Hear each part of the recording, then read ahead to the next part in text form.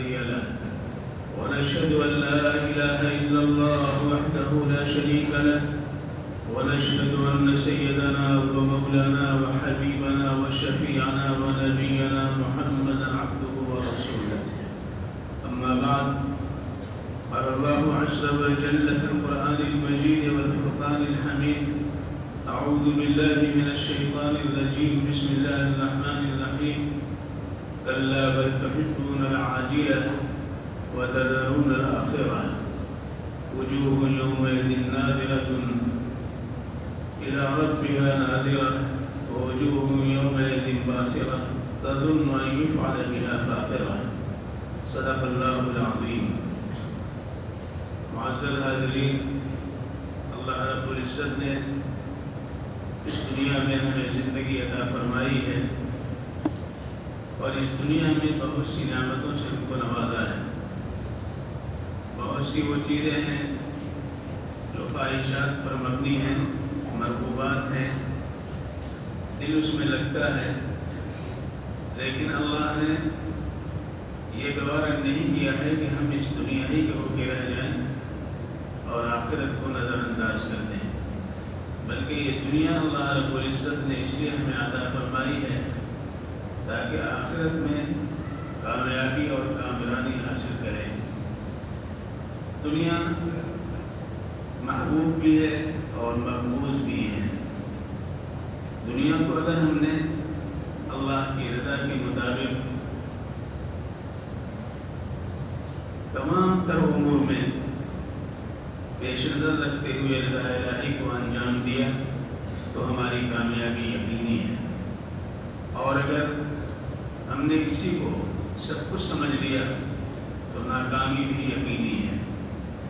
اسی لیے اللہ رب العزت نے فرمایا: دیکھو، ہر چیز باطل ہے، ہر چیز نقصان دہ ہے، اس لیے کہ تم نے آج آخرت کے مقابلے میں دنیا کو پسند کر لیا ہے. تحبون العاجلہ، عاجلہ سے مراد جو چیز نقد ہے، سامنے ہے، یہ دنیا جو کہ سامنے ہمارے ہے اور اس کی نعمتیں اور تمام تر مرغوبات، وہ تمام چیزیں ہمارے سامنے ہیں، اس لیے ہمیں ہماری طبیعت کے مطابق ہم اس کو پاتے ہیں تو اسی میں لگ کے رہ جاتے ہیں. اور پھر ایک دن وہ آنے والا ہے جب یہ ساری چیزیں اللہ تبارک و تعالیٰ کے حضور میں پیش کی جائیں گی. يُنَبَّأُ الْإِنسَانُ يَوْمَئِذٍ بِمَا قَدَّمَ وَأَخَّرَ. ایسا نہیں کہ اللہ نے دنیا میں ہم کو پیدا کیا اور ہم جس طرح جانور ہیں، جس طرح وہ زندگی گزارتے ہیں، اپنی خواہشات کے مطابق وہ پانی پیتے ہیں، شہوت رانی کرتے ہیں، سو جاتے ہیں، ان کو جہاں جو دیا جاتا ہے اس میں لگ جاتے ہیں. ایسا نہیں. اللہ رب العزت نے ہمیں ہمارا اکرام کیا ہے، ہمارا اعزاز کیا ہے. لہذا اس دنیا کی حقیقت کو سمجھنا چاہیے. اللہ رب العزت نے اس دنیا کے بارے میں یہ بھی فرمایا: وَمَا الْحَيَاةُ الدُّنْيَا إِلَّا مَتَاعُ الْغُرُورِ. دنیا کی زندگی کیا ہے؟ وہ ایک دھوکے کی چٹی ہے. انسان سمجھتا ہے کہ یہ حقیقت ہے، سمجھتا ہے کہ پانی ہے لیکن وہ شراب ہے. جب وہاں پہنچتا ہے تو اس کو کچھ نہیں ملتا ہے. ایسی دنیا ایک شراب ہے جس کو وہ حقیقت سمجھ کر کے اسی میں لگا ہوا ہے. حالانکہ دنیا اور آخرت کی حقیقت کو ہمیں سمجھنا چاہیے. اللہ رب العزت نے قرآن پاک کے اندر دنیا کی حقیقت کو بیان کرتے ہوئے یہ بھی فرمایا: اعلموا انما الحیاۃ الدنیا لعب ولهو وزینۃ وتفاخر بینکم وتکاثر فی الاموال والاولاد كمثل غیث اعجب الکفار نباته ثم یهیج فتراه مصفرا ثم یکون حطاما وفی الآخرة عذاب شدید ومغفرة من اللہ ورضوان وما الحیاۃ الدنیا الا متاع الغرور. دنیا کی زندگی کیا ہے؟ جان لو، یاد رکھو، ذہن میں رکھو. کیا زندگی ہے؟ لعب ولہو، کھیل و تماشا ہے. جس طرح کھیل تماشے تھوڑے وقت کے لیے ہوتے ہیں، ان کی خوشیاں تھوڑے وقت کے لیے ہوتی ہیں اور پھر وہ چیزیں ختم ہو جاتی ہیں. ایسی دنیا کی زندگی تھوڑے وقت کے لیے کھیل و تماشا ہے.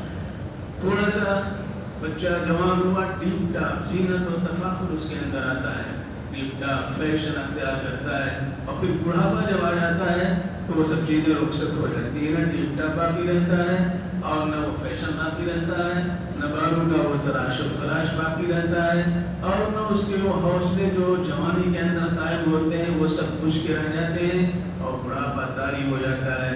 پھر بڑھاپے میں کیا ہوتا ہے، دنیا کی زندگی میں یہ ہوتا ہے کہ مال کی کثرت کو دیکھ کر کے خوش ہوتا ہے، اولاد کی کثرت کو دیکھ کے خوش ہوتا ہے، بس خوش ہوتا ہے چاہے وہ 2 لقمے کھاتا ہو یا وہ بھی نہ کھاتا ہو، رات میں نیند آتی ہو نہ آتی ہو، لیکن اپنے اموال کو، اپنے مال کو، اپنی اولاد کو دیکھ کر کے خوش ہوتا ہے۔ پھر اس کے بعد 2 نتائج اس کے سامنے آتے ہیں۔ دنیا کی زندگی اگر دنیا ہی کے لیے اس نے گزار لی ہے تو عذاب شدید اس کا منتظر ہوتا ہے، اور اگر اس نے دنیا کو آخرت کے لیے استعمال کیا ہے تو اللہ کی طرف سے کوتاہیوں پر مغفرت کی بشارت اس کو دی جاتی ہے، اور رضا الہی کی شادمانی میں اس کی زندگی آگے بڑھتی ہے، اور فرشتے اس کو سلام و تحیات پیش کرتے ہیں اور اس کے چہرے کھلے ہوئے ہوتے ہیں، اس لیے کہ اللہ رب العزت کی طرف سے تمام تر رحمتوں اور نوازشوں اور عنایات کی سرسبیل اس کے لیے جاری ہو چکی ہوتی ہے۔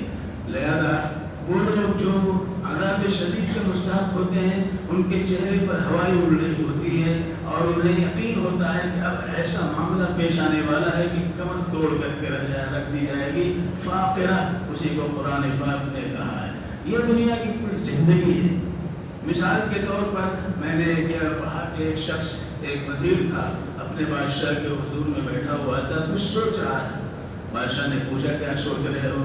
اس نے کہا حضور کچھ نہیں سوچ رہے ہیں، یعنی کچھ ضرور سوچ رہے ہیں، جو سوچ رہے ہیں وہ بتاؤ ہمیں۔ وزیر نے کہا حضور میں یہ سوچ رہا تھا کہ اللہ نے آپ کو اتنی بڑی سلطنت دی ہے، اتنی بڑی سلطنت دی ہے، آپ بڑے خوش قسمت ہیں، کاش مجھے بھی ایسی سلطنت کا 1/10 حصہ ہی ملتا تو میں بھی خوش قسمت ہو جاتا۔ بادشاہ نے کہا کہ 1/10 نہیں، آدھی سلطنت میں تمہارے لیے لکھتا ہوں، لیکن 3 سوالات کے جوابات تمہیں دینے پڑیں گے۔ وزیر نے کہا وہ کیا ہے؟ بادشاہ نے کہا کہ نمبر 1 یہ کہ دنیا کی سب سے بڑی سچائی کیا ہے، نمبر 2 دنیا کی زندگی میں سب سے بڑا دھوکہ کیا ہے، اور تیسرا سوال یہ ہے کہ زندگی کی سب سے بڑی کمزوری کیا ہے۔ اور یہ لوگ، یہ فرمان ہے آدھی سلطنت کا، اور یہ 3 سوالات ہیں جس کو تمہیں جوابات دینے ہیں۔ اس کے لیے میں تمہیں 1 مہینے کی مدت دیتا ہوں، 1 مہینے میں تم اس 3 سوالات کے جوابات دے سکتے ہو، اور اگر تم نے جواب نہیں دیا تو 30ویں دن جواب تمہارا اگر نہیں آیا تو تمہارے سر کو قلم کر دیا جائے گا۔ اب جاؤ تلاش کرو۔ بادشاہ کا حکم تھا، وہ نکلا، لوگوں سے ملتا رہا، یہ 3 سوالات کے جوابات اس کو نہیں مل رہے تھے، پریشان تھا، یہاں تک کہ آخری دن آ گیا۔ پریشان حالی میں وہ شہر کی کچی بستیوں کی طرف نکل گیا اور وہاں پر ڈھونڈ رہا تھا، یہ تھا کہ کل تو ہمارا سر قلم کر دیا جائے گا، میرے پاس سوالات کے جوابات نہیں ہیں۔ اسی اثنا میں ایک ٹکیا کے اندر، ایک جھوپڑی کے اندر ایک بزرگ نما ایک شخص بیٹھا ہوا، اس نے بلایا، آؤ ادھر آؤ، کہاں پریشان ہو، کیوں پریشان ہو؟ جب وہ قریب ہوا تو اس شخص نے کہا اچھا تم 3 سوالات کے جوابات کے چکر میں پڑے ہوئے ہو۔ یہ سن کر کے وہ بہت پریشان ہوا کہ میں نے تو بتایا بھی نہیں 3 سوالات کے جوابات، 3 سوالات کے تعلق۔ اس نے کہا کہ نہیں تم پریشان نہ ہو، ہم تمہیں بتاتے ہیں، ہم بھی بادشاہ کے وزیر تھے اور بادشاہ نے یہی 3 سوالات ہم سے پوچھے تھے، اور میں نے ان کے جوابات معلوم کر لیے تھے، بادشاہ کی خدمت میں جا کر کے میں نے پیش کیا، اور بادشاہ نے آدھی سلطنت مجھے لکھ دی۔ اور دیکھو یہ میری بوریے کے نیچے وزیر ہونے کی جو خلعت ہے، وہ خلعت یہاں پر میں ہمیشہ کے اس کے اوپر بیٹھا ہوا۔ تب اسے یقین آ گیا کہ واقعی ہے۔ پھر اس نے جو بات کہی، اس نے کہا کہ جب مجھے فرمان مل گیا آدھی سلطنت کا تو میں نے غور کیا کہ یہ دنیا جو ہمیں حاصل ہو رہی ہے سلطنت کے نام پہ، اس میں ایک سچائی ہے جس کا انکار نہیں کیا جا سکتا ہے، ایک دھوکہ ہے جس میں ہر ایک مبتلا ہو جاتا ہے، اور ایک کمزوری ہے جو انسان کے ساتھ لگی ہوئی ہے۔ ہم کامیاب کیسے ہوں گے؟ ہم نے وہیں پر اس کو پھاڑ دیا اور آ کر کے یہاں پر میں کٹیا میں بیٹھ گیا، یہاں زندگی گزار رہا ہوں۔ دیکھو میں سوکھی روٹی گلاس میں پانی رکھ کر کے ڈبو کر کے میں اس کو کھا رہا ہوں، اور میرا کتا جو ہے دودھ کا پیالہ اس کے سامنے ہے، وہ اس کو پی رہا ہے۔ اب آؤ ہم تمہیں سوالات کے جوابات بتاتے ہیں۔ پہلا سوال جو ہے وہ اس کا جواب یہ ہے کہ زندگی کی سب سے بڑی سچائی موت ہے۔ موت سے کسی کو انکار نہیں ہے، چاہے وہ کافر ہو، مشرک ہو، مسلم ہو، مومن ہو، اس سے انکار نہیں ہے۔ اور دوسرے سوال کا جواب یہ ہے کہ زندگی کا سب سے بڑا دھوکہ خود زندگی ہے۔ جو اللہ نے زندگی دی ہے، انسان سمجھتا ہے کہ سب کچھ ہم کریں گے اور اسی میں فرعون بن جاتا ہے، شداد بن جاتا ہے، ہٹلر بن جاتا ہے، ہٹلر بن جاتا ہے، کیا کیا بن جاتا ہے، حالانکہ وہ زندگی ایک چھاؤں کی طرح سے گزر جاتی ہے اور اس کے ہاتھ کچھ نہیں آتا ہے۔ تو سب سے بڑا دھوکہ وہی خود زندگی ہے۔ اور نمبر 3 کے لیے تمہیں ایک قیمت ادا کرنی پڑے گی۔ وہ قیمت یہ ہے کہ پیالے میں جو دودھ ہے جس کو کتا پی رہا ہے، اس کو تم پی لو تو ہم بتائیں۔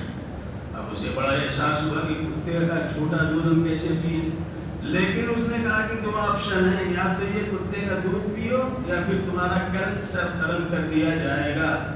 سوچتا رہا، پھر اس نے آنکھ بند کی اور پیالہ اٹھایا، لٹارک کی۔ تب اس شخص نے کہا کہ دیکھو اب ہم بتاتے ہیں۔ تیسرے سوال کا جواب کیا ہے؟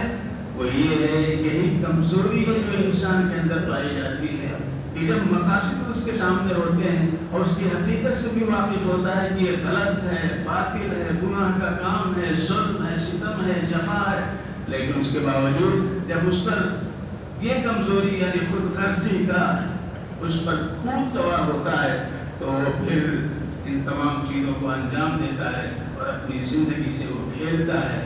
لہذا یہ زندگی کی حقیقت ہے۔ اللہ رب العزت نے اسی کو فرمایا، وَمَا الْحَيَاةُ الدُّنْيَا إِلَّا مَتَاعُ الْغُرُورِ۔ دنیا کی زندگی کیا ہے؟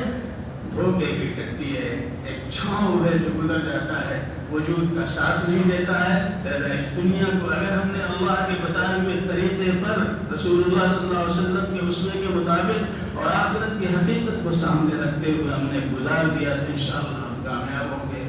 اللہ تبارک و تعالی ہم سب کو توفیق سے نوازے۔ وآخر دعوانا ان الحمد